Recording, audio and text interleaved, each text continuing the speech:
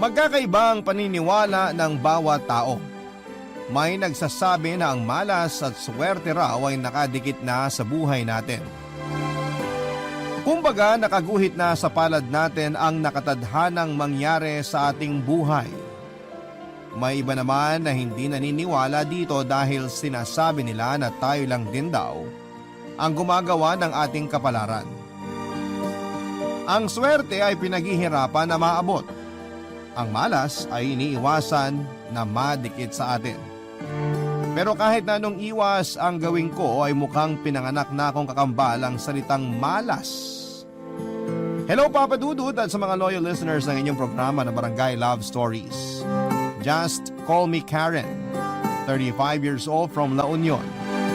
Matagal niyo na rin po akong listener at hindi ko na mabilang kung ilang beses na ba akong umiyak nang dahil sa sulat na binasa ninyo. Hindi ko rin alam kung may maiiyak ba sa kwento na ibabahagi ko ngayong araw. Pero sigurado naman ako na may napakalaki itong aral na maiiwan sa mga nakikinig ngayon. Papadudot lumaki ako na hindi ko na nakilala pa ang tatay ko. Ang sabi ni nanay bata pa lamang ako nang mamatay ito nang dahil sa malubhang sakit. Kaya naman si nanay na lamang talaga ang kasama ko hanggang sa magkaisip ako. Mapagmahal na ina ang nanay ko at kahit tanging paglalako ng merienda sa lugar namin, ang trabaho niya ay pilit niya namang tinataguyod ang buhay namin. Ang hindi ko lang maintindihan noon ay kung bakit sa tuwing maririnig ko ang pangalan ko, kakambal ko noon ng salitang malas, Papa Dudut.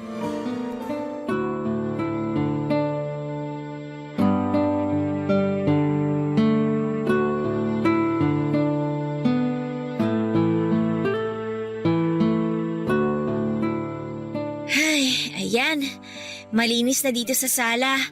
Yung banyo naman ang lilinisin ko para pag uwi ni nanay galing sa pagtitinda, matuwa naman siya sa akin.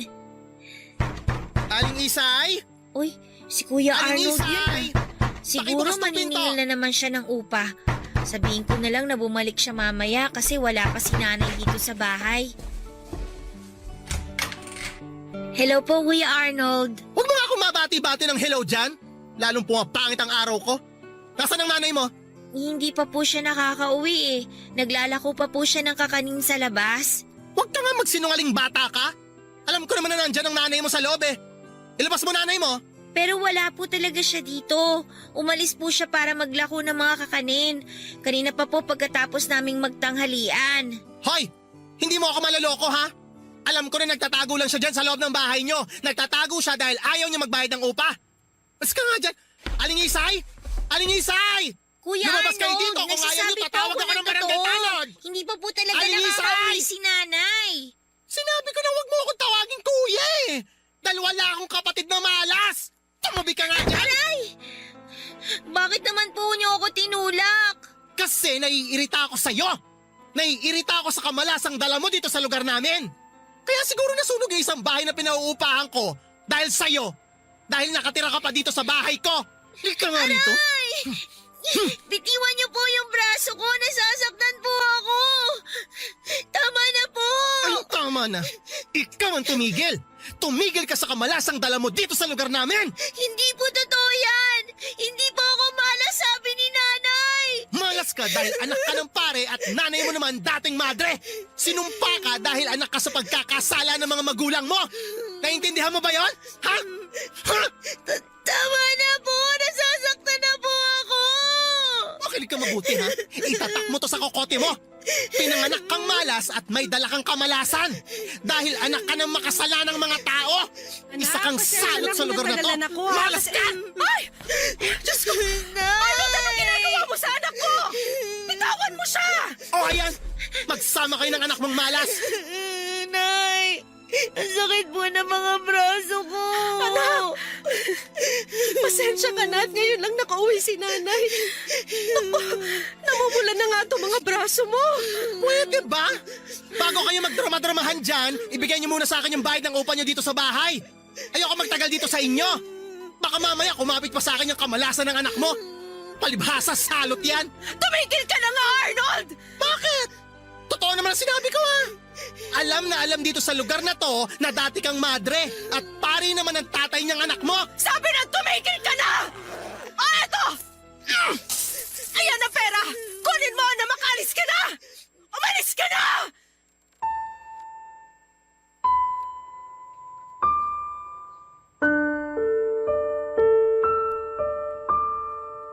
Papadudot dahil si nanay lang ang nagtatrabaho noon ay hindi rin talaga naging madali ang buhay namin.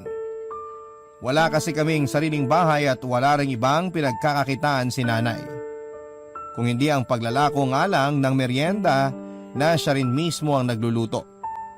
Hindi rin pare-pareho ang kinikita niyang pera at madalas ay maliit na halaga lamang yon. Yun din ang madalas na dahilan kung bakit kami nagigipit sa pera. Ilang beses na nga kaming lumipat ng apartment at isa lang ang dahilan ng pag-alis namin. Hindi na kami nakakabayad pa sa upa. Papadudot, hindi lang yon ang unang beses na narinig ko ang salitang malas na ako ang tinutukoy. Hindi ko nga alam kung bakit ganon ang salitang madalas na lumalabas sa bibig ng ibang tao kapag nakikita nila ako. Malayo naman ang pangalan ko sa salitang yon at wala rin akong maisip na malaking naging kasalanan ko para isipin nila na malas ako. Kahit bata pa ako noon ay nagtataka at nasasaktan na ako sa tuwing maririnig ko mula sa ibang tao na minamalas ang isang lugar nang dahil sa akin. Bagay na pilit ko na lamang na hindi iniintindi kagaya ng palaging bilin ni nanay sa akin noon. Papadudot.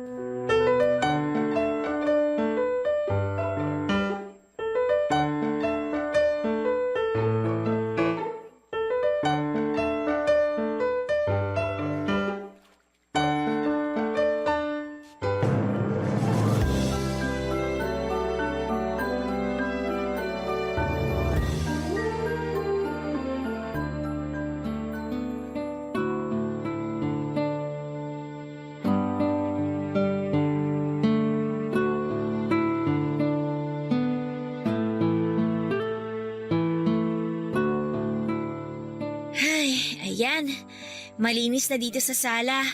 Yung banyo naman ang lilinisin ko para pag uwi ni nanay galing sa pagtitinda, matuwa naman siya sa akin. Aling Isay? Uy, si Kuya Aling Arnold yun Isay? Siguro Pakibukas ng pinto. maningil na naman siya ng upa. Sabihin ko na lang na bumalik siya mamaya kasi wala pa si nanay dito sa bahay. Hello po, Kuya Arnold. Huwag mo nga akong mabati-bati ng hello dyan. Lalong pumapangit ang araw ko. Nasaan ang nanay mo? Hindi pa po siya nakakauwi eh. Naglalako pa po siya ng kakanin sa labas. Huwag ka nga magsinungaling bata ka. Alam ko naman na nandyan ang nanay mo sa loob eh. Ilabas mo nanay mo. Pero wala po talaga siya dito. Umalis po siya para maglako ng mga kakanin. Kanina pa po pagkatapos naming magtanghalian. Hoy! Hindi mo ako maloloko ha? Alam ko na nagtatago lang siya dyan sa loob ng bahay nyo. Nagtatago siya dahil ayaw niya magbayad ng upa. Mas ka nga dyan. Aling Isay! Aling Isay! Barangay Love Stories. Barangay Love Stories. Papadudot na nawagan or nagawan din naman ng paraan ni nanay ang pambayad sa upa na sinisingil sa amin ni Kuya Arnold noon.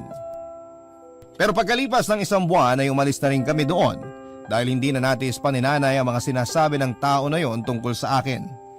Lalo na nga po ang paulit-ulit nitong pagpaparinig na minamanas daw ang apartment nito ng dahil sa akin. Kaya naman lumipat kami noon ni nanay sa isang mas maliit pero mas murang apartment. Nang mag-high school ako ay tumulong ako kay nanay pagdating sa pagtatrabaho, Papadudot. Natuto akong tumanggap ng labada at maging tendera sa palengke sa mga araw na wala po akong pasok. Nakikita ko kasi na nahihirapan na rin si nanay noon at palagi niyang sinasabi na igagapang niya ang pagpapaaral sa akin kahit na ano paman ang mangyari. Kaya naging pangarap ko na rin ang makapagtapos at magkaroon ng diploma sa kolehiyo para kay nanay. Kaya lang namatay si nanay noong nasa second year college ako dahil nadula siya at nabagok ang ulo habang umaakyat sa isang overpass bridge. Sobrang hirap para sa akin na tanggapin ang pangyayari na yon.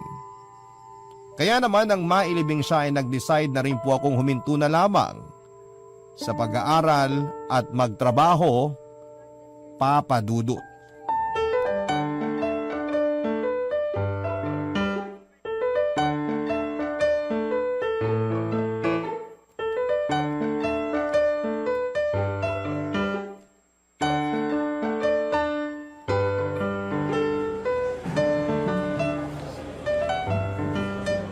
Uy, pa-share ako dito sa table mo ha. Okay lang ba? Oo, okay lang. Wala naman ako ibang kasama. Ayun, salamat. Wala yun. Karen ang pangalan mo, di ba? Oo. Ako naman si Lester. Alam ko, kasi narinig ko na tinawag ka sa pangalan mo ng supervisor natin. Sinabi niya kanina na tulungan mo raw ako sa paglalagay sa box ng mga delata dahil nagagalit na yung customer ko. Ang sungit naman kasi talaga ng customer mo. Palibhasa, puti na lahat ng buhok niya kaya maiksi na rin ang pasensya. Uy, grabe ka naman. Ang sama mo, ha? Ayan, napatawa na rin kita. Alam mo kasi, kanina ko pa napapansin na parang malungkot ka. Ayos ka lang ba? Ha? Oo naman, ayos lang ako. Sigurado ka? Alam mo, patawa-tawa lang ako pero kung gusto mo na makakausap, pwede mo akong kwentuhan. Promise, pipigilo ko yung sarili ko na magmukhang aso kahit mahirap. Kasi, ang laki ng 2 butas ng ilong ko. Ganyan ka ba talaga, Lester? Palagi ka na lang nagpapatawa? Medyo. Gusto ko kasi na palaging masaya mga kaibigan ko. Ang swerte naman pala ng mga kaibigan mo kasi may isang kagaya mo na nagpapagaan ng loob nila. Ibig sabihin ba, napagaan ko rin ang loob mo kahit paano? Oo naman. Ilang beses mo na nga ako napapangiti mula nang umupo ka dyan sa tapat ko eh. At kahit paano, hindi ko na iniisip na baka hindi ako ma-regular dito sa trabaho dahil dun sa galit ng customer ko kanina.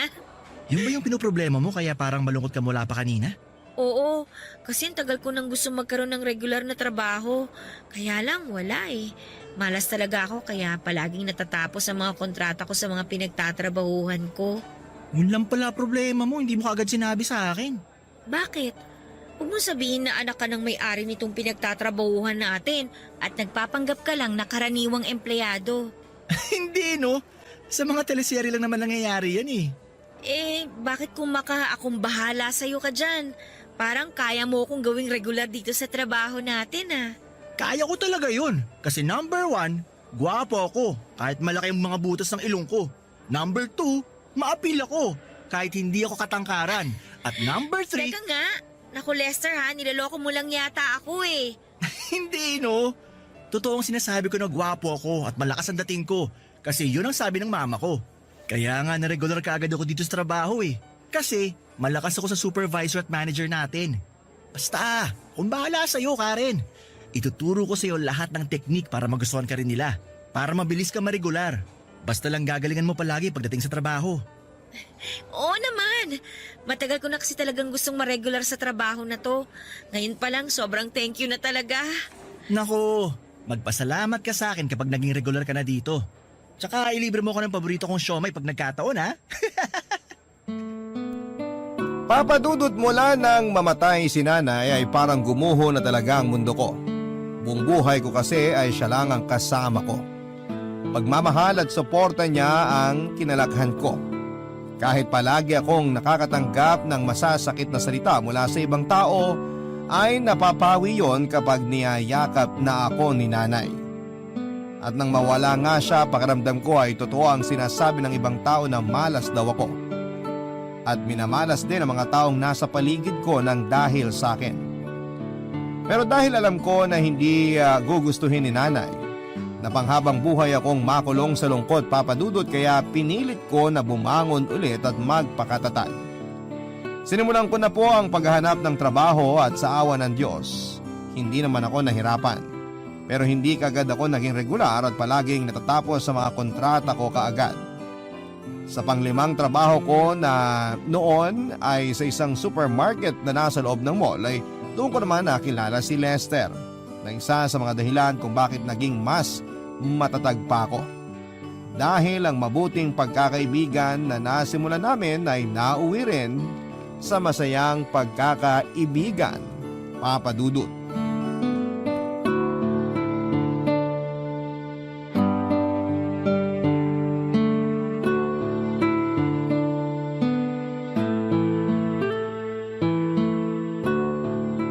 Kinakabahan ka ba, sweetheart? Medyo. Baka kasi hindi magustuhan ng mama mong niluto kong pochero. Paborito niya yan, kaya sigurado ako na magugustuhan niyang niluto mo. Paano kung may sarili siyang recipe na gusto para sa paborito niyang pagkain? Paano kung hindi siya masarapan dito sa niluto ko? Masyado ka naman nag-aalala, sweetheart. Sobrang sarap kaya nitong pochero mo. Kaya nga mas lalo kitang minahal kasi ang husay mo magluto eh. Binola pa ako nito. Hindi pambobola yon. Totoo naman na masarap lahat ng pagkain na niluluto mo para sa akin. Kaya huwag ka na masyadong kabahan, okay? Pauwi na si Mama. At ang mabuti pa, maglagay na tayo ng mga plato at kubyertos dito sa lamesa. Sige, sweetheart.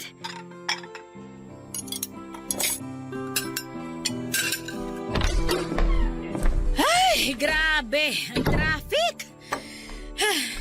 Lester! Nakapagluto ka na ba ng para sa hapunan? Hindi na kasi ako nakadaan ng karinderya para bumili ng ulam kasi... Oh, may bisita pala tayo. Magandang gabi po, tita. Ma, si Karen po. Girlfriend ko. Siya na ba yon? Bakit parang ibang itsura niya sa personal? Mas okay ang itsura niya sa mga picture. Nako ma, baka pagod lang po kayo sa biyahe kaya nasabi niyo yan. Upo na po kayo dito. Nakapaghain na rin po kami ni Karen. Si Karen po nagluto ng pochero na yan. Sigurado ako na magugustuhan niyo. Hindi po ako gumamit ng seasoning sa pagluluto kanina. Nabanggit po kasi ni Lester na ayaw niyo po ng may seasoning sa mga pagkain. Ang totoo po, hindi rin talaga ako gumagamit nun kasi alam Sa ko kalumpang na... ka dati nakatira kasama ng nanay mo, di ba? Opo. Paano niyo nalaman, ma? Doon kasi nakatira yung isang pinsan ko. At nakwento ko nga sa kanya na may girlfriend ka na. Binigay ko ang buong pangalan ng girlfriend mo at ang sabi ng tita mo, kilala raw niya yung mga magulang ng girlfriend mo. Talaga po? Ang liit naman talaga ng mundo. Sa kabilang bayan pa po yun, di ba? Oo, pero kagaya nga ng sinabi mo, maliit lang ang mundo kaya mabilis na nakakalipad ang mga balita. Nakarating na nga rin sa akin na may kamalasan palang dalay ang girlfriend mo eh. Ha? Ano pong ibig niyo sabihin? Karen, tatapatin na kita. Ayoko sa'yo para sa anak ko. Hindi kita gusto. Nag-iisang anak ko lang si Lester at ayokong hawaan mo siya ng kamalasan na dala-dala mo dyan sa katawan mo. Ma, wag niyo naman po sanang bastusin ang girlfriend ko. Hindi ko siya binabastos. Isa pa, mamamahay ko to kaya sasabihin ko lahat ng gusto kong sabihin kahit kanino. Akala mo ba hindi ko alam na anak siya ng 2 tao na naging alagad ng Diyos? 2 taong nagkasala at itinakwil ng simbahan dahil sa kalaswaang ginawa nila. At ang babaeng yan lang naman ang bunga ng kawalang hiyaan na ginawa ng mga magulang niya. Kaya isa siyang salot, Lester. Kamalasan lang ang magiging dala niya sa buhay mo. Ay! Matikman na nga tong pinagmamalaking pochero niyang girlfriend mo. Ano ba tong pochero na to? Lasang basura! Pwe! Nakakawalang gana kumain. Kayong dalawa na lang umubos niyang basura na yan. Ay, sweetheart, pagpasensyahan mo na sana si Mama. Ayos lang. Totoo naman halos lahat ng sinabi ng mama mo. Makasalanan ng mga magulang ko kaya salot talaga ako. Pinanganak akong malas. Shh, huwag mo nga sabihin yan. Hindi ka malas.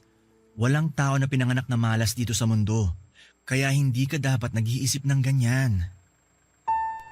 Papa Dudut, si Lester ang naging dahilan kung bakit kahit papaano ay naranasan ko ang maging maligaya sa buhay ko.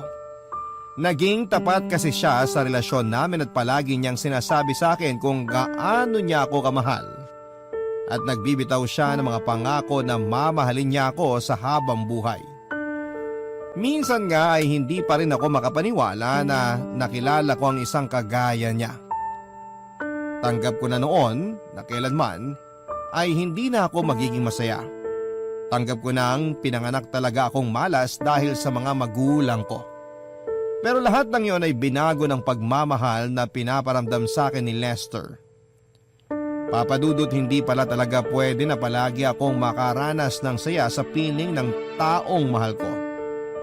Dahil nang makilala ko ang mama ni Lester ay doon ko nalaman na alam pala niya ang tungkol sa pagkatao ko.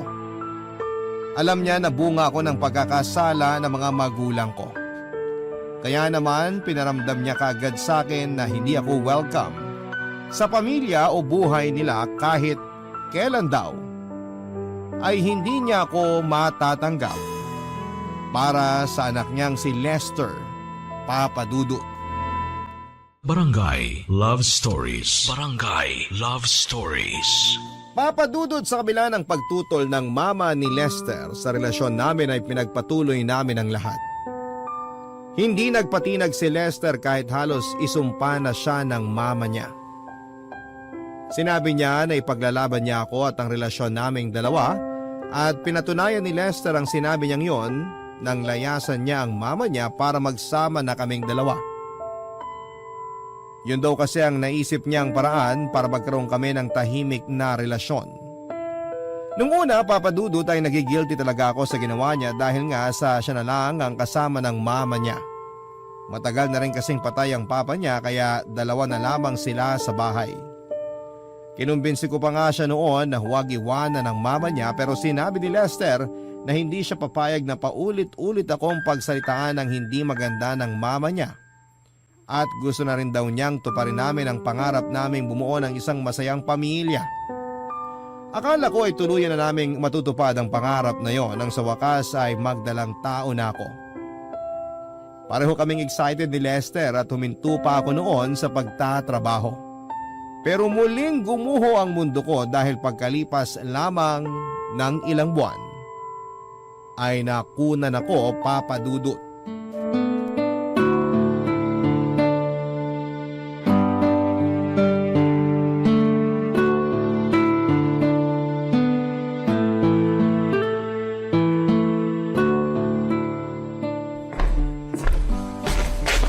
Eto na ang paborito mong adobong pusit, sweetheart. Amoy pa lang, mukhang makakasampung cups na naman ako ng kanin nito. Huwag ka mag-alala, sweetheart. Dinamihan ko talagang sinaing ko para sa'yo. Ayun no, sakto. Kasi napagod din talaga ako sa trabaho kanina. Kaya nga niluto ko tong paboritong ulam mo kasi alam ko na kapag ganitong araw, tambak ang trabaho niyo dun sa supermarket. Sobra, sweetheart. Munti ko na nga makalimutan na kumain ng tanghalian kanina eh. Sobrang dami kasi ng trabaho namin. Yan naman ang huwag mong kasanayan. Huwag ka magpalipas ng gutom, baka ikaw naman ang magkasakit. Kaya nga kita pinagluluto ng pagkain sa umaga para mabaon mo yun at saka makakain ka sa tanghalian eh. Nakain ko naman, sweetheart. Kaya huwag ka na magtampo sa akin. Ay, nga pala. Nakita mo ba yung charger ng cellphone ko? Ay oo, nandun sa kwarto natin. Nandun lang pala. Akala ko naiwan ko sa locker ko kanina eh. Di ko kasi makita sa bag ko. Na-empty ba't na tuloy ang cellphone ko? Teka, saglit lang, kukunin ko, sweetheart.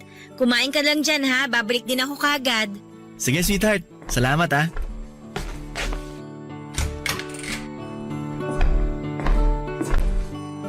Alam ko dapat nandito lang yun eh. Ay, ito, natakpan lang pala nitong unan, tsaka itong mga damit na dapat para kay baby. Nilabas ko nga pala to mula sa tokador kanina. Ay, sayang baby. Hindi mo man lang nasukat ang mga binili naming damit para sa'yo. Sorry ha. Sorry kasi nawala ka ng dahil sa akin. Sweetheart. Sorry nakita mo ba yung baby. charger? Kung hindi mo makita, mamaya mo na lang hanapin para... Sweetheart, umiiyak ka ba? Hindi. Ano lang kasi bigla lang ako sinipon. Ang alikabok na pala nitong kwarto eh. Kailangan ko na maglinis dito bukas saka magwalis para mawala yung mga alikabok na naipon dito sa loob. Sweetheart, hindi mo naman kailangan magsinungaling sa akin. Alam ko naman na hanggang ngayon, nahihirapan ka pa rin na tanggapin ang pagkawala ng anak natin. Kasi kahit halos isang buwan ang nakakalipas, pati ako, nahihirapan pa rin sa pagkawala niya. Sorry sweetheart ah. Hindi ko lang talaga mapigilan ang sarili ko na maiyak. Alam ko naman kasi na nawala siya ng dahil sa akin eh. Hindi totoo yan. Wala kang kasalanan sa pagkawala ng baby natin. Kasalanan ko yun dahil sa kamalasan na nakadikit sa katawan ko. Namatay si baby dahil nadamay siya sa dala kong kamalasan sa inyo. Karen, hanggang ngayon ba? Naniniwala ka pa rin dyan? Sinabi naman ng doktor ang dahilan ng pagkawala ni baby, di ba? Masyadong mahina ang kapit niya sa sinapupunan mo. At kung nagkataon man na isinilang mo siya, malaki rin ang tsansa na hindi siya magtagal dahil sa pagiging mahina niya. At lahat yon kasalanan ko. Kasalanan ko dahil pinanganak akong malas sa mga magulang ko. Kasalanan ko, Lester. Walang ibang dapat sisihin kundi ako lang. Ako lang! Tama na. Wala kang kasalanan, Karen.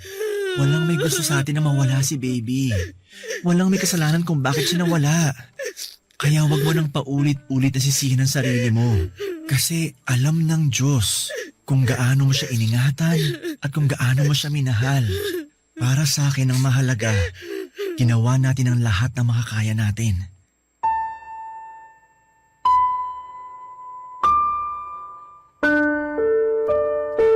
Papadudot doon ko muling naramdaman ang kamalasan na dala ko sa buhay ni Lester.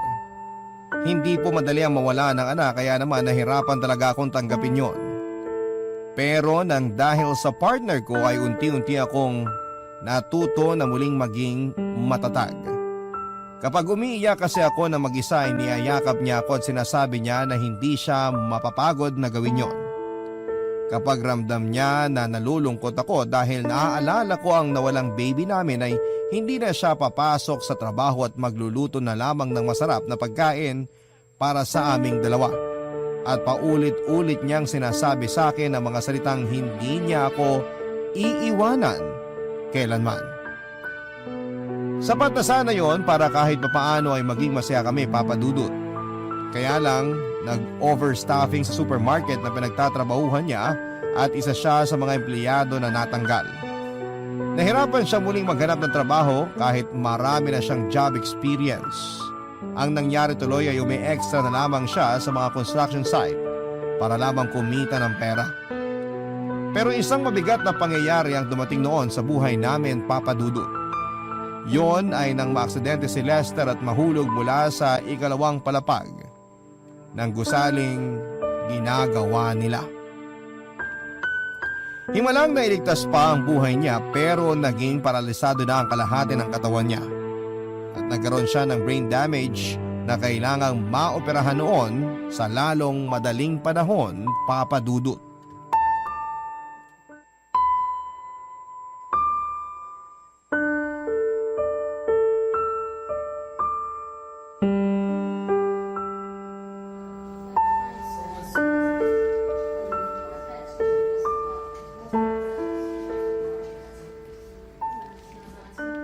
Sweetheart, Sweetheart, gising ka na pala.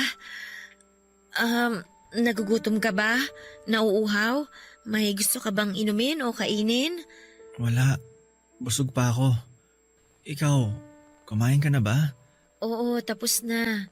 Nung makatulog ka kagabi, kumain na ako para may lakas ako na bantayan ka dito. Pero mukhang hindi ka pa natutulog. Nakaidlip ako kanina bago ka magising. Sweetheart, halata sa mga mata mo na wala ka pang maayos na tulog. Namumula na yung mga mata mo at ang lalim pa ng eye bags mo. Ano ka ba? Matagal nang ganyan ang mga mata ko. Sweetheart, sorry ah. Kung hindi sana ako na-aksidente sa trabaho, hindi ka mapapagod na bantayan ako dito at di ka mamumroblema na maghanap ng pera para sa operasyon ko. Huwag mo nang isipin yun. Ako nang bahala doon. Ang mahalaga ngayon, kailangan na magpalakas ka. Kasi nakaschedule ng operasyon mo sa 1 linggo. May nahiraman ka ba ng pera para sa operasyon ko? Oo. Kaya nga may schedule ka na para sa operasyon kasi may pambayad na tayo. Kaya huwag ka na mag-alala, okay? Sweetheart, alam ko na nahihirapan ka ngayon sa sitwasyon natin. Pero ayoko na sisihin mo ang sarili mo dahil sa nangyari sa akin. Ano ba yung sinasabi mo? Siyempre walang ganon.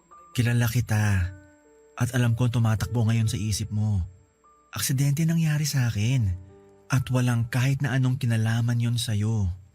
Hindi mo kasalanan kung bakit ako na-aksidente. Hindi ko lang kasi talaga mapigilang isipin ng dahil sa akin kaya nangyari sa'yo to.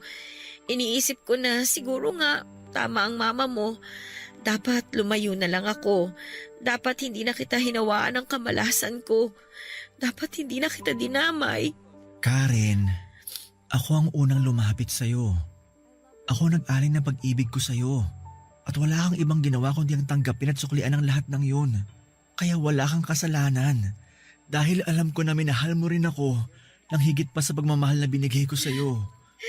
Dahil ikaw lang ang nag-iisang lalaki na tumanggap at nagmahal sa akin ng totoo. Ikaw lang, Lester. Ikaw lang. Kaya nga nagpapasalamat ako sa Diyos na nakilala kita eh. Kasi mula nang dumating ka sa buhay ko, wala na akong ibang naramdaman kung hindi puro kaligayahan lang.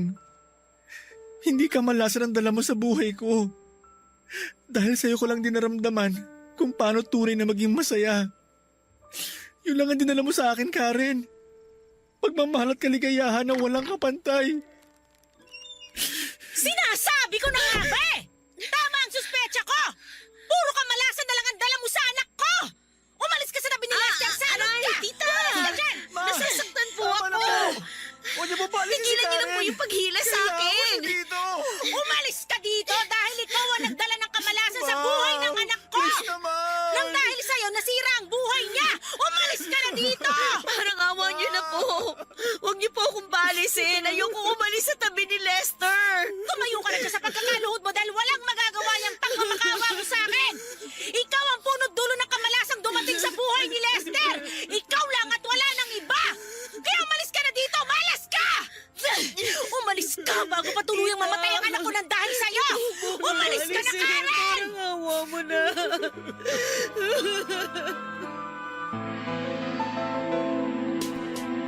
Papadudot kahit na anong pagpapalis ang ginawa sa akin ng mama ni Lester ay hindi ko yon sinunod.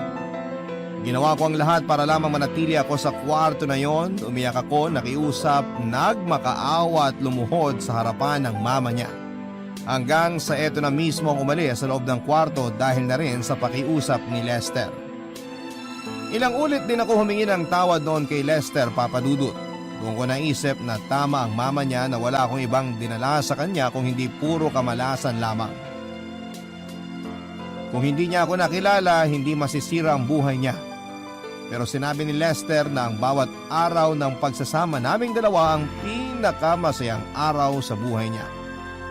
Walang araw siyang pinagsisihan na ako ang pinili niyang makasama.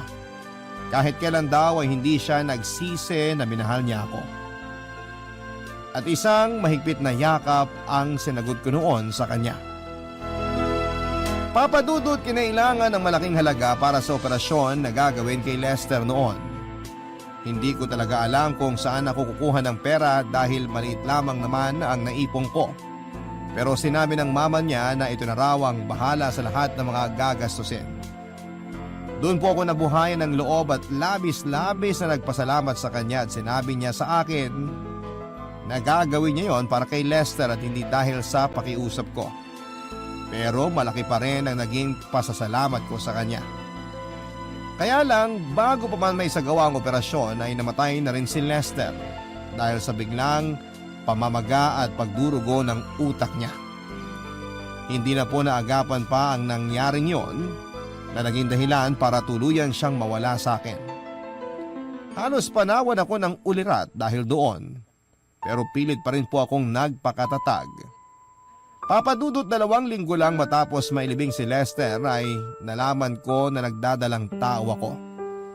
Gulong-gulo ang isipan ko noon at gusto ko talagang ipalaglag ang batang nasa sinapupunan ko. Pero sa awa ng Diyos ay mas nanaig pa rin ang takot na nararamdaman ko noon. Pati na ang pagmamahal ko para kay Lester at sa magiging anak namin. Alam ko kasi na yun na ang pangarap naming dalawa. Pangarap na hindi ko na pwedeng sirain pa. Kaya naman ginawa ko ang lahat para maging healthy ang ipinagbubuntis ko. Kung saan-saan ako nagtrabaho para lamang kumita ako ng pera para sa mga check-up at vitamins ko. Hanggang sa maisilang ko na nga ang isang malusog na sanggol, Papadudot. Kung lumaki man ako na pinaniniwala ang malas ako, ang anak ko naman, ang anak namin ni Lester, ang pinaniniwala akong nagdala ng lahat ng swerte sa buhay ko. Naglakas loob kasi ako na magtayo ng maliit na negosyo ng siomai na ako rin mismo ang gumagawa. Umutang ako sa isang kaibigan ko na pinagbigyan din naman ako. Hindi nga nagtagal ay lumago ang negosyo na yon at ngayon ay may sarili na po akong tindahan ng siomai at siopaw na sariling recipe. Sobrang saya ko talaga kasi naibibigay ko na ang lahat ng pangangailangan ng anak ko. At maayos na rin kami kahit papaano ang pakikitungo sa akin ng mama ni Lester, lalo na kapag dinadalaw niya ang apo niya. Magandang araw po sa inyong lahat at sa mga loyal kabarangay na nakikinig ngayon.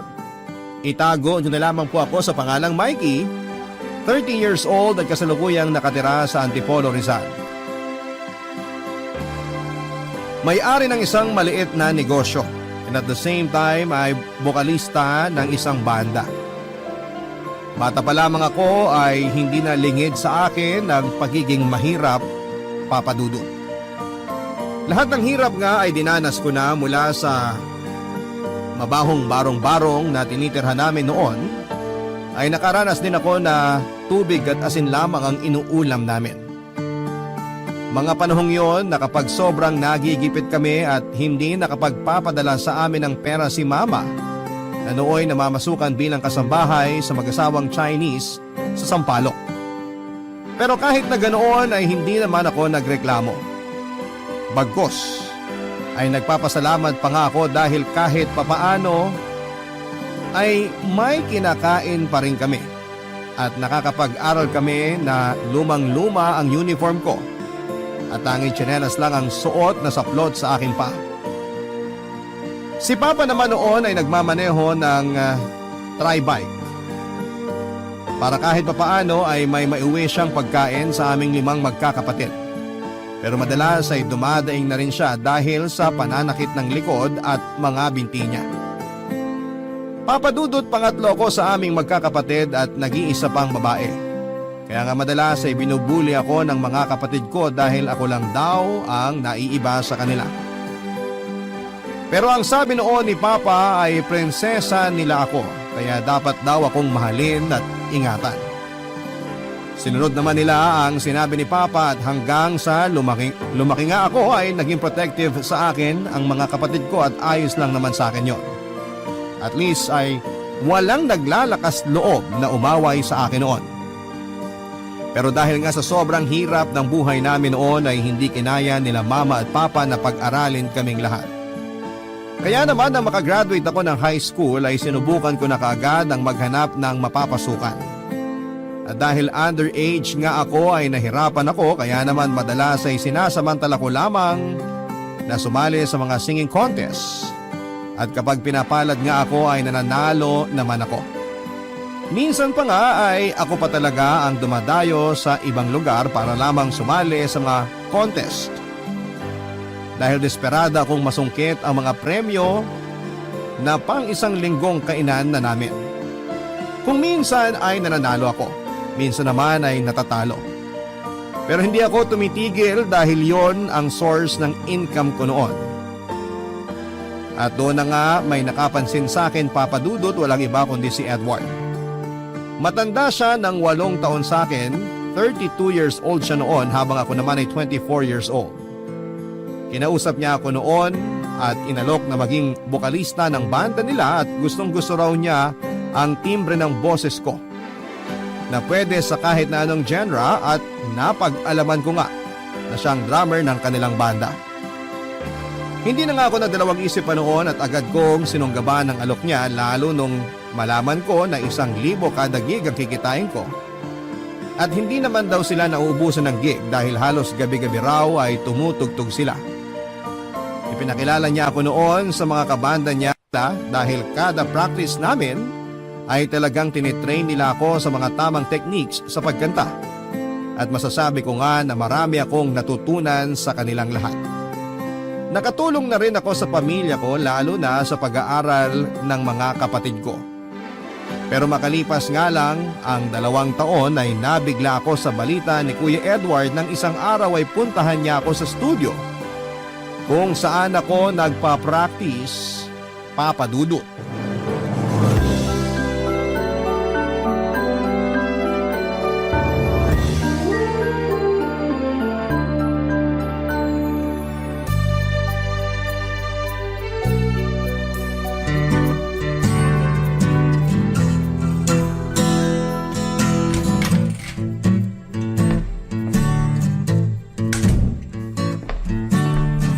Mikey, pwede ka ba makausap sandali? Sige po, tungkol saan po ba? Gusto lang kitang kumustahin. Kumusta ka naman ba sa banda natin? Okay naman po. Ba't bigla niyo pong naitanong? Wala lang. Gusto ko lang malaman kung komportable ka sa ibang kasamahan natin. Oo naman po. Tatagal po ba ako ng 2 taon dito kung hindi? Mabuti naman kung ganun. Ba't bigla niyo nga po bang naitanong yan? May problema ho ba? May issue ba sila sa akin? O kayo po, may problema po ba kayo sa akin? Hindi. Gusto ko lang makasiguro na maayos kitang iiwanan dito. Ha? Iiwan niyo ako? Sawa na po ba kayo sa pag-handle sa akin? Hindi, ano ka ba? Masyado ka naman nag-iisip. Alis na kasi ako. Ha? Saan po kayo pupunta? Natanggap ako sa trabahong pinag-applyan ko sa Kuwait. Kaya makikipagsapalaran muna ako sa ibang bansa. Pero Kuya Edward, paano ako? Anong paano ka na?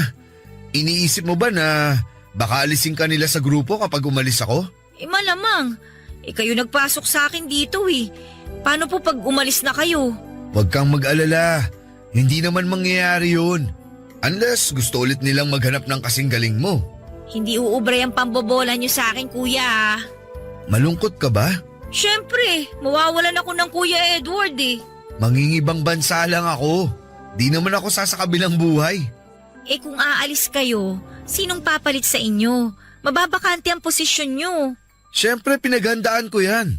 Umanap muna ako ng kapalit ko bago ako nag-decide na mag-apply sa ibang bansa. Matagal na nga siyang naghihintay eh. Kakilala niyo po? Oo, pamangkin ko yun. Magkakasundo kayo, panigurado. Kaidaran mo lang din halos yun. Ang tanong kasing galing niyo kayang tumugtog. Oo naman, hindi ako ipapahiya nun. Tsaka hindi mo na itatanong, musician ang buong angkan namin. Bakit hindi na lang kayo yung kumuha ng bokalista sa mga kamag-anak nyo? Ba't ako pa po yung pinili nyo? Imposible naman pong wala magaganda ang boses sa kanila. Well, may point ka. Pero nakitaan kasi kita ng potensyal. At alam ko nung mga panahong yun, kailangan mo ng mapagkakakitaan. Paano nyo po nalaman? Yun kaya ang isinagot mo sa tanong nung isang judge. Tinanong ka nila kung bakit ka sumali sa contest. Ang sabi mo, Kailangan ko yung prize para pangkain namin ng 1 linggo. Pero hindi naman po ako nanalo nun. oo nga, pero sa tingin ko dapat nanalo ka dun eh. Feeling ko kasi may dayang nangyari. Di naman ganun kagagaling kumanta yung mga nanalo eh. Feel ko nga rin po, pero at least may opportunity na dumating para sa akin. So panalo pa rin po ako. Sa bagay, tama ka dyan. Kaya nga po sobrang nagpapasalamat ako sa inyo eh. Kasi binigyan niyo ako ng pagkakataon na i-showcase yung talent ko. At the same time, nakakatulong ako sa pamilya ko. Ang ginawa ko lang naman, ipasok ka rito sa banda. Pero ang hard work mo, ikaw yan. Pero salamat pa rin po. Malulungkot talaga ako kapag umalis na kayo rito. Huwag kang malungkot. Nandyan naman ang buong banda na nagsisilbing pangalawang pamilya mo na. And for sure, magkakasundo kayo ni Ace. Di ka mabobore at malulungkot pag siya ang kasama mo. Yung Ace po ba yung pamangkin nyo? Oo, mabait yun. May pagkasuplado nga lang sa una. Nako, as if namang uubra sa akin yung pagiging suplado niya. Well, sangayon ako dyan. Knowing you, may something sa'yo na nakakagaan sa pakiramdam. Naks! Todo-todo papuri mo sa akin ngayon, Kuya Edward ah! Nagsasabi lang naman ako ng totoo. Napaka-positibo mong tao. At yun ang pinakagusto kong part ng pagkatao mo. Papadudot, katulad nga ng sinabi ni Kuya Edward ay umalis na siya sa banda at nakipagsapalaran sa ibang bansa. Lalo pa nga at may pamilya siyang binubuhay. Pero hindi naman nabakante ang posisyon niya dahil tinig over ito ng pamangkin niyang si Ace. At totoo nga sa mga sinabi ni Kuya Ed ay may pagkasuplado nga si Ace. Pero wala namang kaso yon sa akin. Ang tingin ko kasi sa kanya ay isang Prince Charming na lumabas sa isang libro. Ganon na ganon ang datingan niya sa akin. Matangkad siya at maputi at talaga namang gwapo. Ganda rin ang husky na boses niya. Malalim at medyo pausin pa. Kaya nga first meet namin ay nagkaroon agad ako ng crush sa kanya. Kahit na hindi naman siya ganon kasaya na makita ako. Na-imagine ko pa nga na nasa nobela kami at sa una lamang siya suplado. Na sa katagalan ay mai-in-love din siya sa akin pero alam ko namang sa panaginip lamang yon mangyayari. Mga ilang buwan lang naman ay nahuli ko rin ang kiliti ni Ace. Katulad ko kasi ay mahilig siyang mag-compose o gumawa ng sariling kanta kaya naman kapag wala kaming rehearsal ay nagsishare kami ng mga ideya sa isa't isa at mga concept na pwedeng gawing kanta. Hanggang sa naging close na nga kami. Pero wala namang mali siya dahil alam kong companion lang ang tingin sa akin ni Ace at kontento naman ako doon. Ang importante lang naman sa akin ay magkasundo kami dahil ayaw ko naman na may hindi ako kasundo sa trabaho ko. Pero kung gaano nga kami magkasundo ay siya ring tindi kapag nag-aasaran kami. Si Ace din kasi yung tipo ng hindi makukontento sa isang araw kapag hindi nakakapambuisit. Pero sorry na lamang siya dahil hindi ako pikon. Bagkos ay sinasabayan ko lamang siya sa mga pang-aasar niya sa akin, Papa Dudut.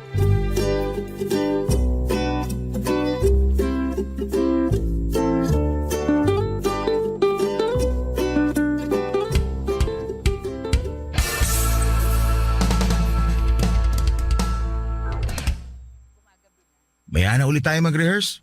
Sakit na ng kamay at braso ko. Sige, minamalat na rin ako. Delikado pa yata tong boses ko mamayang gabi. Boses palaka ka na nga. Boses pala ka pala ah. Ikaw nga gurang ka na eh. Nangalay kagad ang kamay at braso. Pikon. Hindi ako pikon no. Hindi lang ako papatalo sa'yo. Tama na nga. Baka umiyak ka pa eh. Oso ko. May iba ako. Humuhusay ka na sa pagigitara ha. Talaga ba? May mga sintonado pa rin ako minsan eh. Pero di na ganun kasama. Pwede ka na siguro isabay kay Kuya Red. Lo, di kaya. Lead guitarist yun. Anong gagawin ng newbie na kagaya ko? Ang sinasabi ko lang naman, konti na lang pwede ka na isabay sa kanya sa mga madaling pyesa. Malay mo next time, nagigitara ka na habang kumakanta. Ang astig nun.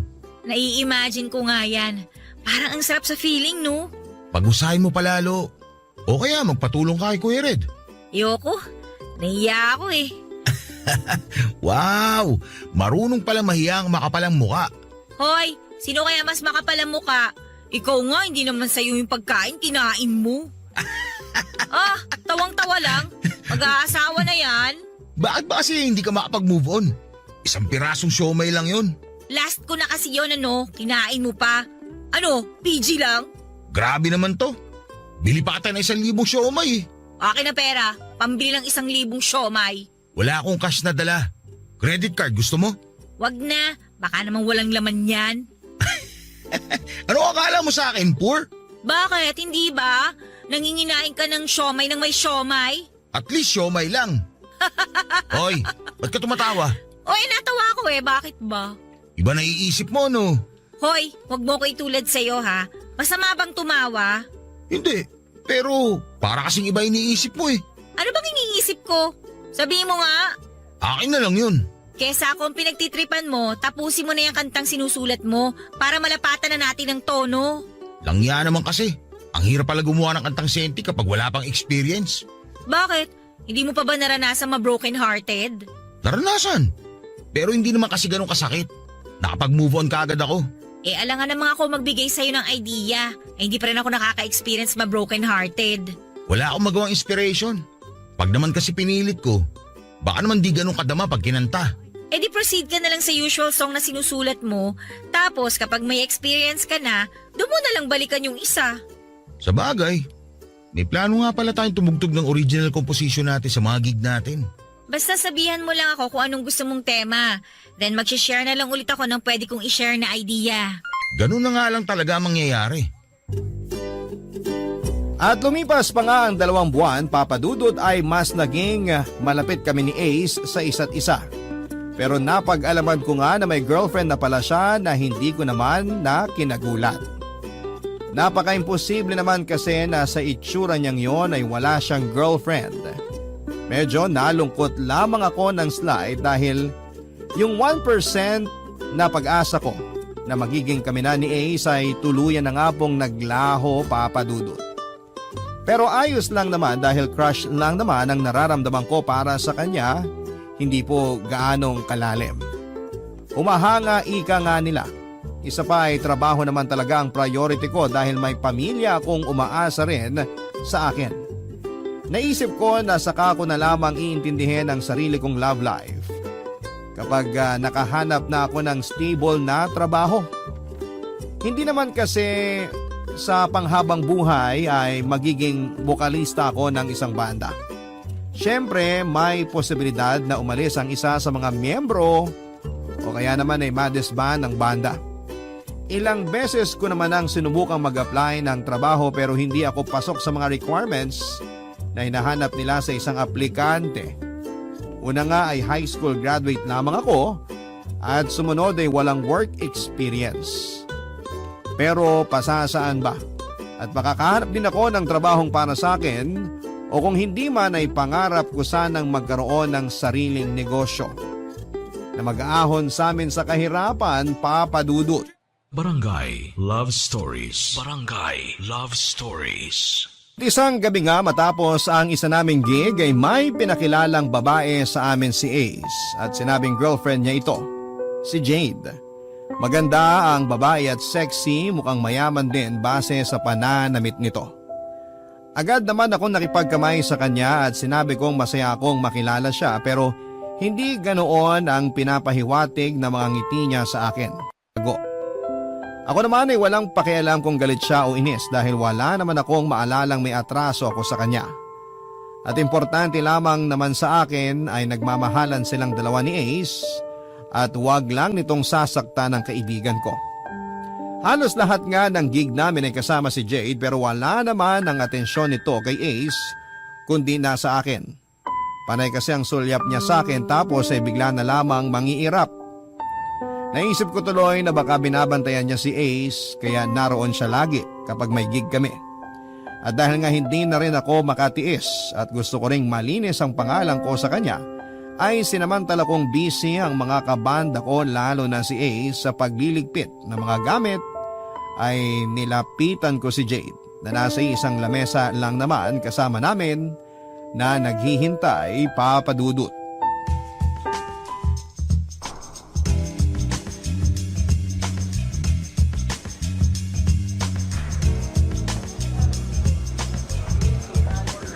Hi, Jade.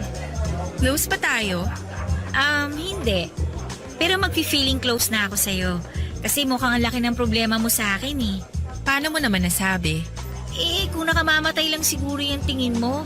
Baka kanina pa ako nakabulagta sa sahig. Anong ibig mong sabihin? Kanina pa masama ang tingin mo sa akin eh. Tapos panay ka pa irap. Kung may galit ka sa akin, pwede mo namang sabihin. Makikinig ako. Okay, fine. Yung totoo, naiirita ako sa'yo. Kasi lagi kang nakadikit kay Ace. Akala mo ba hindi ko napapansin? Please lang, matuto kang dumistansya sa boyfriend ko.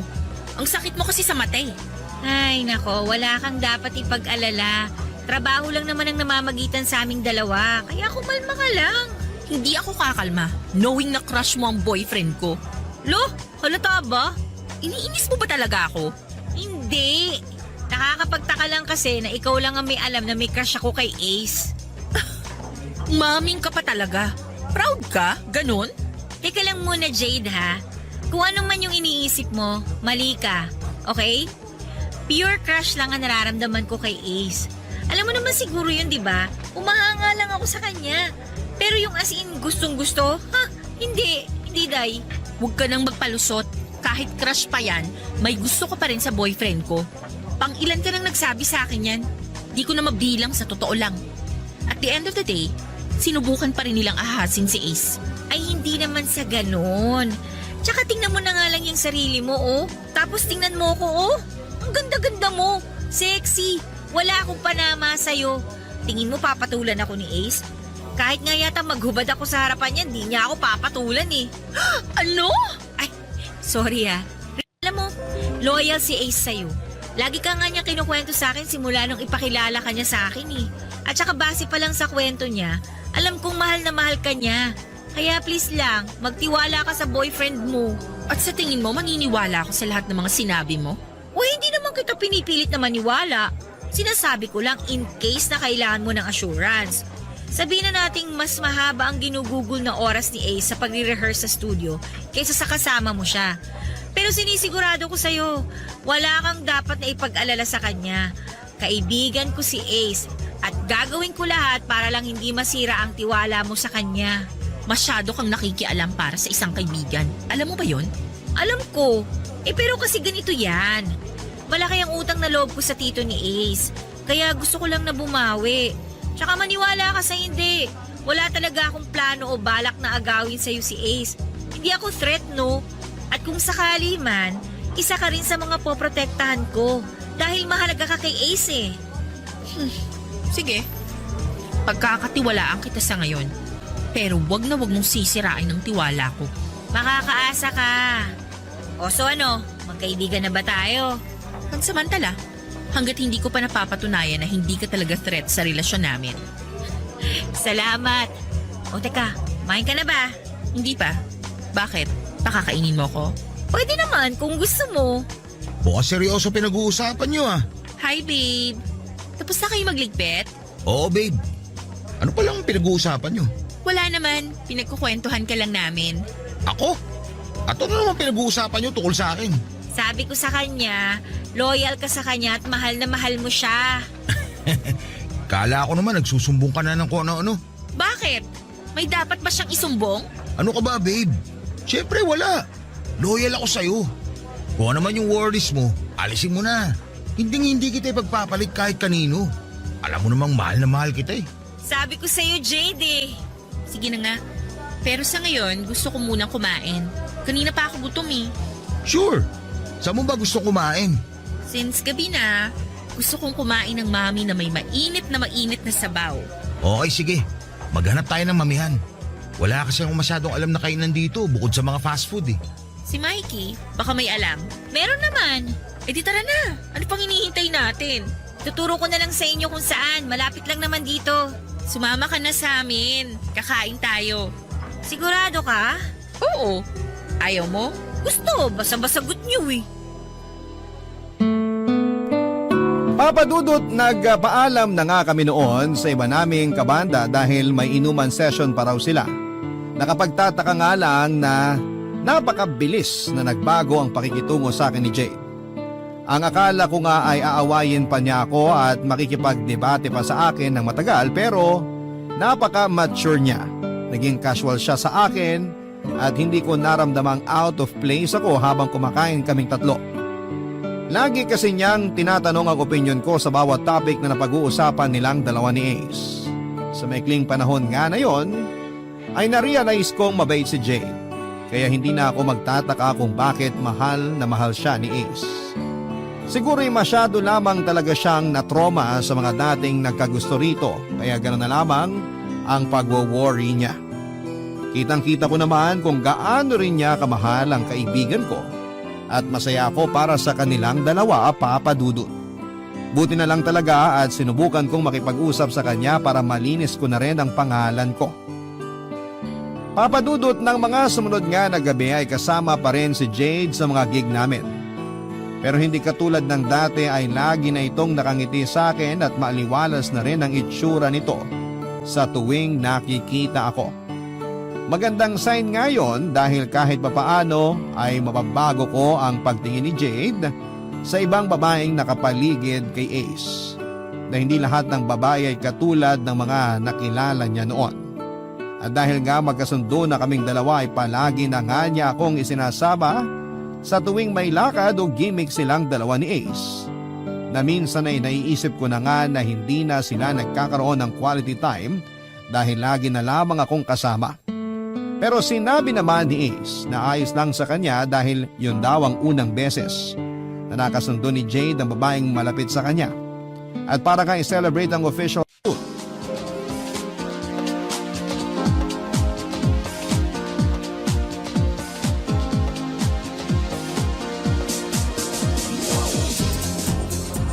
Mikey!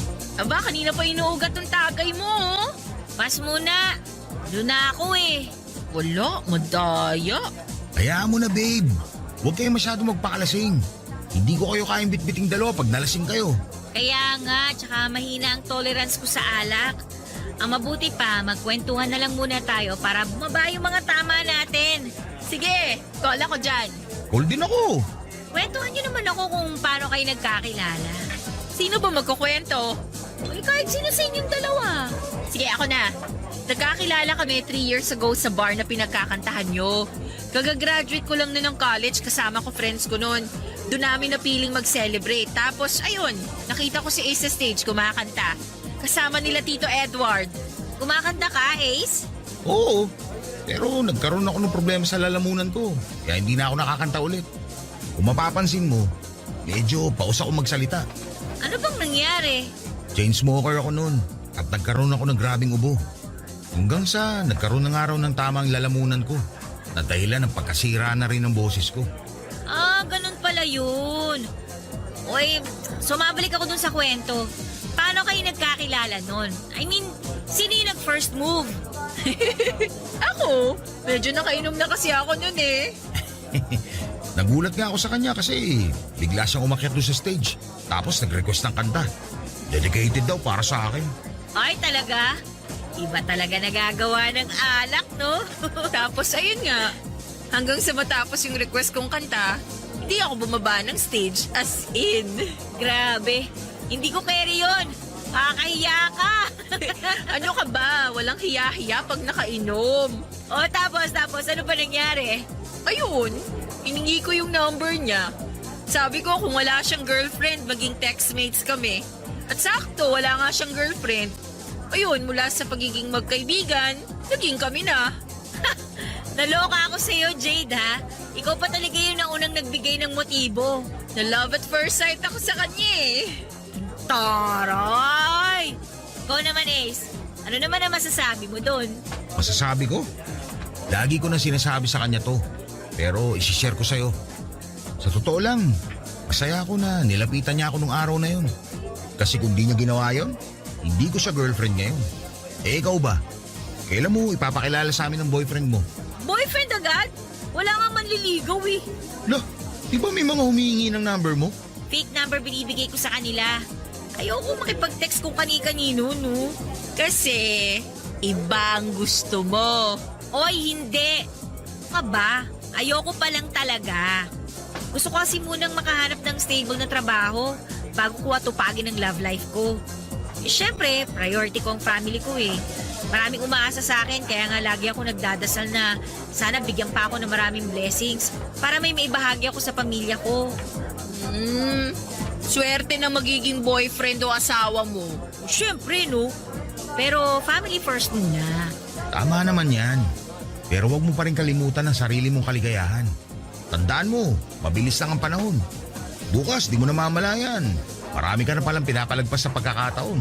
Pero bago ang lahat, tagay muna ni Mikey. Kala mo makakalimutan ko na. O, eto na. Kumusta naman pala sa inyo? Kailan mo balak pumasyal? Hindi pa ako makaluwas eh. Magkano na lang din kasi natitira sa pera ko. Pinapadala ko lahat kay Papa. Wala bang work papa mo? Meron. Nag-drive siya ng pedicab. Kaya lang naawa na rin ako sa kanya eh. Kasi umihina na rin yung mga tuhod niya. Wala ka bang mga kapatid na pwedeng tumulong sa inyo? May asawa na rin yung 2 kuya ko. Kaya hindi na rin namin maabala tsaka maasahan. Hirap din naman kasi sila sa buhay eh. Pero magtira ka pa rin kahit papano.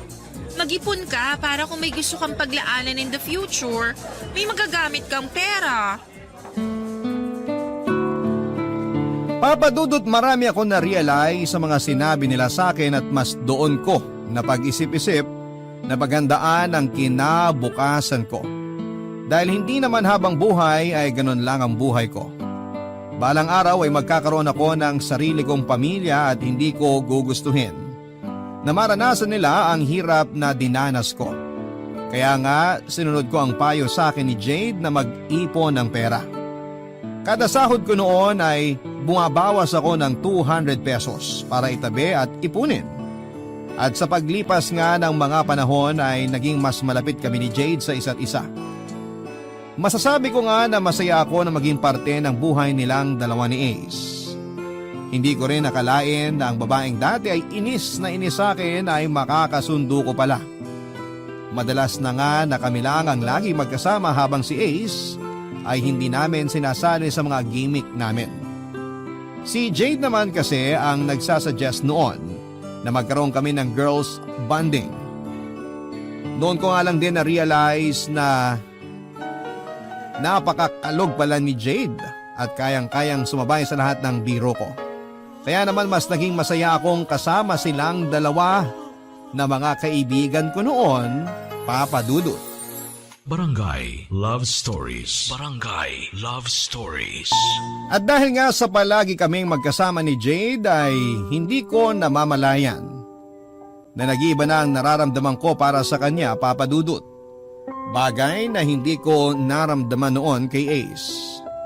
At dahil hindi pamilyar sa akin ang pakiramdam na yon ay nagsimula na akong kabahan, lalo na kapag naiisip kong hindi ako maaaring makaramdam ng romantic feelings para kay Jade dahil pareho kaming babae. At nagwo-worry rin ako sa maaari niyang isipin tungkol sa akin. Natakot ako na baka kapag nalaman niya ang totoo ay layuan niya ako o pandirihan. Pero hindi naman siya manhid at matalinong babae si Jade kaya naman hindi rin nagtagal. Ay nalaman niya na may gusto ako sa kanya. At hindi lang basta pagkagusto, Papa Dudut.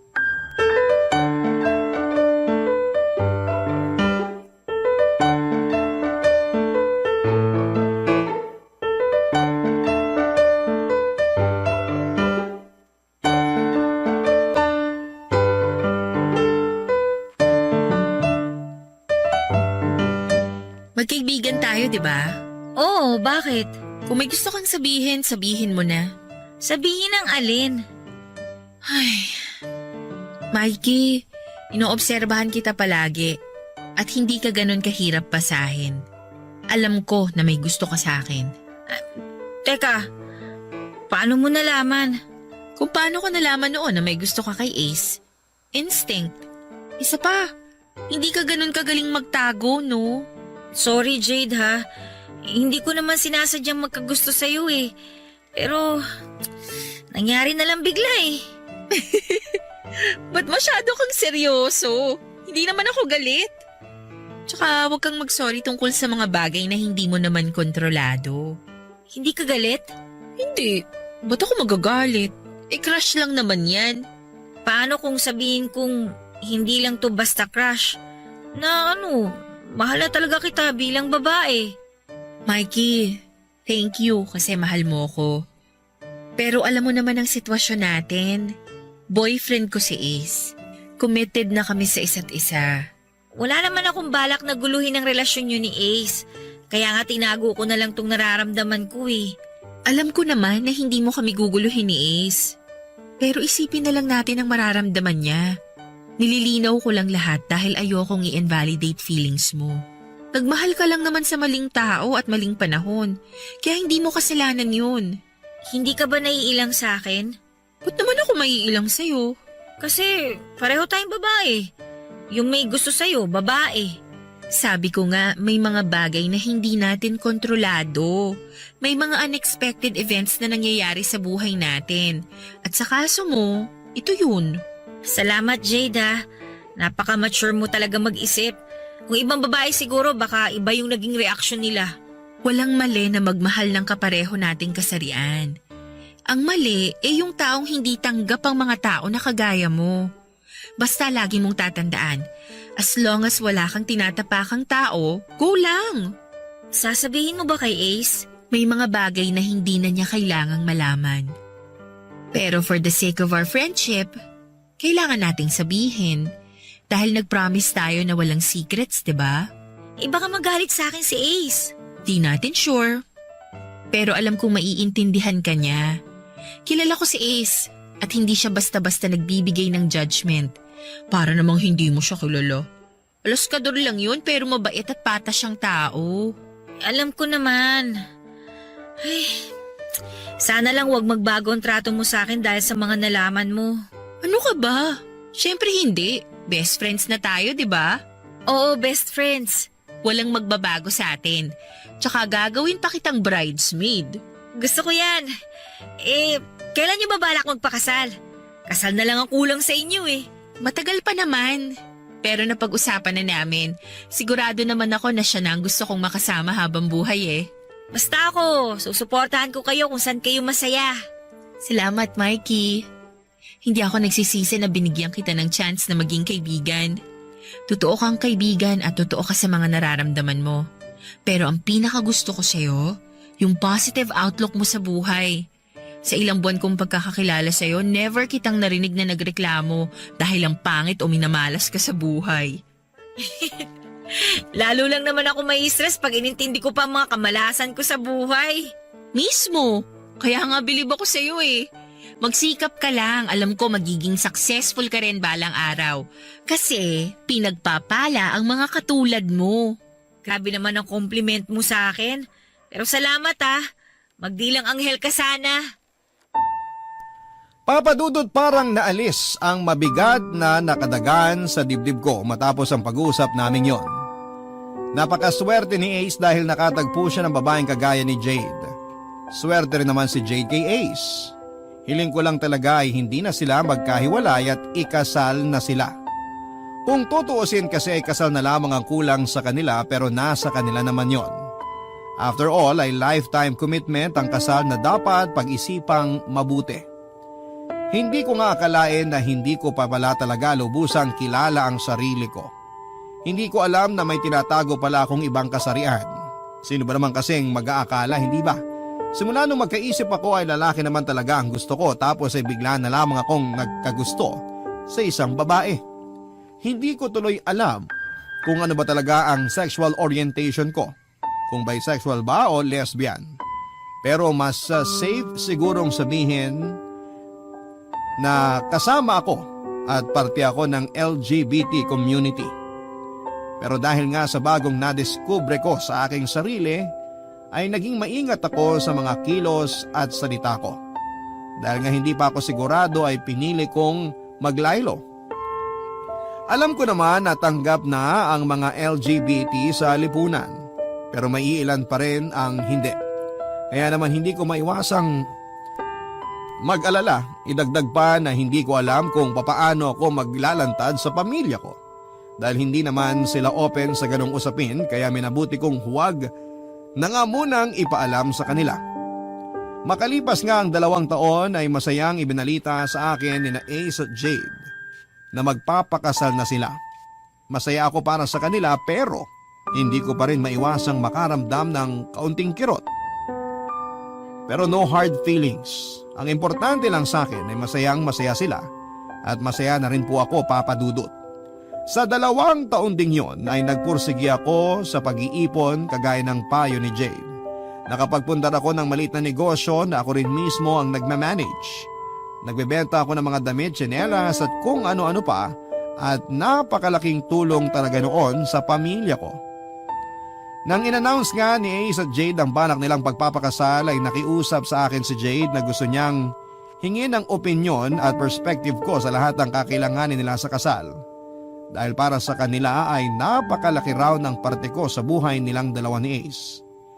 Hindi ko naiwasang maging emosyonal sa sinabing yun ni Jade dahil pakiramdam ko ay tunay na pamilya na ang turing niya sa akin. At hindi ko naman siya binigo dahil kasakasama nga nila ako halos sa lahat ng paghahanda nila para sa kasal lalo na sa mga isusuot nila.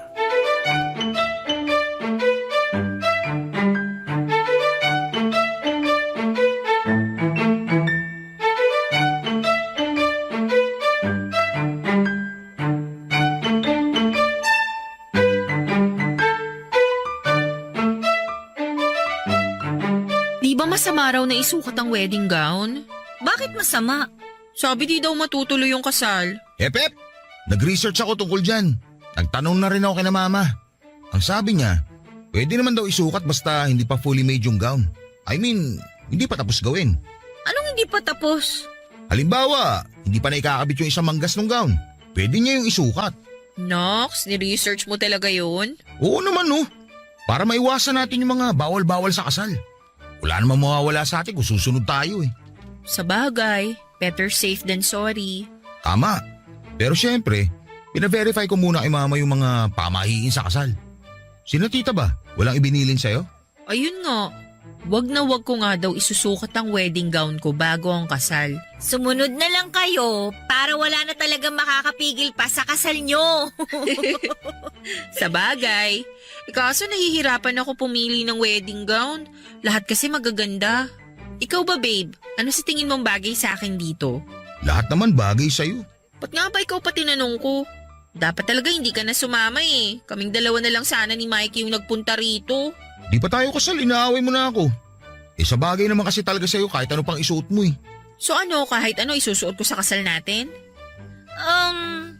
Bagay sa'yo tong long sleeves na backless. Talaga? Ito din gusto ko eh. Hala, ba't ang tindi ng mood swings mo? Ilang linggo ka ng ganyan ah. Baka buntis. Buntis? Oh, bakit ganyan kayo makatingin sa akin? Parang gulat na gulat pa kayo. Kailan ka nga huling dinatnan, babe? Oh my gosh! Oh, bakit? 2 weeks na akong delayed. Congrats! Buntis ka na! Pero hindi pa sure. Maiwan ko na muna kayong dalawa rito. Saan ka pupunta? Tatakbuhan mo ko? Sira, hindi. Bibili ako ng pregnancy test kit sa butika. Babalik ako kagad. I love you. I love you too. Ingat ka. Ang aga ng wedding gift niyong dalawa, ah. Tingin mo talaga buntis ako? Oo, 2 weeks ka kamong delayed, di ba? Ganyan yung mga napapanood ko sa TV eh. Paano kung delayed lang talaga? Huwag ka masyado mag-overthink. Bibili na ng pang-PT si Ace. Pero, paano nga kung buntis ka? Matutuwa ako syempre. Magkakaanak na kami ni Ace kung sakali. Masaya ako para sa inyong dalawa. Basta pag kinasal na kayo, huwag niyo akong kakalimutan ha. Ano ka ba? Hindi ka namin makakalimutan. Napakalaki ng parte mo sa buhay naming dalawa ni Ace. Isa kang tunay na kaibigan na totoong tao ka. Kaya kung buntis nga talaga ako, ninang ka. Gusto ko yan! Bridesmaid na, ninang pa! At dapat ikaw ang kakanta ng wedding song namin habang naglalakad ako papunta ng altar. Oo naman, yun na lang ang regalo ko sa inyo. Thank you so much, Mikey. Sana lang wala kang hidden grudges sa akin ha, kasi hindi ko maibalik feelings mo para sa akin. Para kang sira. Wala na sa akin yun, no? Basta maging masaya ka lang palagi. Kayo at ng mga magiging anak nyo. Masaya na ako noon. Tsaka hindi lang naman ikaw ang tao sa mundo. Marami akong makikilala at sigurado akong isa doon para sa akin. Lahat ng negative nagagawa mong positive ha? Nakakabilib ka talaga. Marami ng negativity sa mundo. Dadagdag pa ba ako? Sobrang saya ko ng mga oras na yon dahil sa mga sinabi ni Jade, Papadudot. Sino nga ba ang mag-aakala na magiging matalik pala kaming magkaibigan? Nagsimula kami sa hindi magandang pagkikita. We started at the wrong foot, ika nga nila. Pero kahit na ganoon ay masaya ako na broken-hearted man ako sa kanya ay ayos lang. Dahil kung mahal mo talaga ang isang tao ay magiging masaya ka sa kung saan siya masaya. At bilang kaibigan ni Jade at Ace ay masaya akong makita na masaya silang dalawa. Hindi naman magtatapos kay Jade ang kwento ng buhay ko dahil marami pa akong pahina na maaaring sulatan. 3 buwan nga lang ang inabot ng preparation ng kasal ng dalawa sa importanteng tao sa buhay ko at sa lahat ng preparation na yon ay super hands-on talaga ako dahil na rin sa request ni Jade. Minsan nga binibiro ko siya na ginawa niya talaga akong literal na bridesmaid. Pero sinasabi naman niya na ganon ako kaimportante na gusto niya lahat ay may participation ako. Nakakataba nga ng puso na ganong klase ang importansya ang ibinibigay niya sa akin. At wala rin naman kaso yon kay Ace. Kahit pa nga alam na niya ang tungkol sa nararamdaman ko para kay Ace or para kay Jade. Kumbaga, we're matured enough para intindihin pa ang mga maliliit na bagay na hindi na dapat palakihin pa.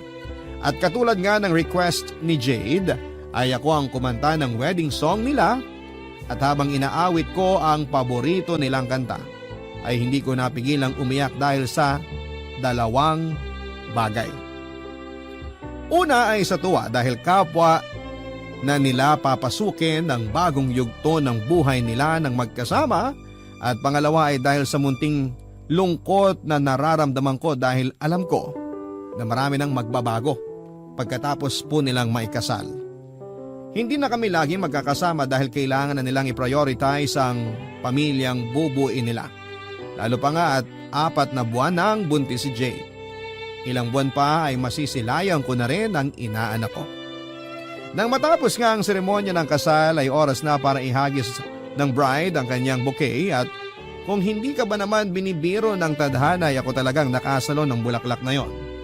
Tuwang-tuwa pa talaga ang bagong kasal habang ako naman ay hindi ko alam kung ano ang magiging reaksyon. Dahil po sa sobrang pagkagulat. Napabalik na lamang ako sa ulirat nang yakapin ako ni Jade. At sabihing ako na ang susunod. Napuno na lamang ng tawanan ng simbahan dahil sa sinabi niyang yon. Taliwas din sa naisip ko ay hindi nagbago ang trato nila sa akin bagkos. Ay mas lalo kaming naging malapit sa isa't isa at ramdam na ramdam kong parte talaga ako ng pamilya nila. Lumipas din ang ilang taon at malaki na rin ang inaanak ko na syempre ay spoiled sa akin. Sa ngayon, Papa Dudut, ay naghihintay na lamang ako sa taong mamahalin ko at mamahalin ako katulad ng pagmamahalan ni na Jade at Ace dahil hanggang sa ngayon ay nasa akin pa rin ang bouquet ni Jade. At dito ko na nga po tinatapos ang aming kwento na nagsimula sa isang flat na tono hanggang sa nagkaroon ng sari-saring nota at nakabuo ng magandang awit ng buhay.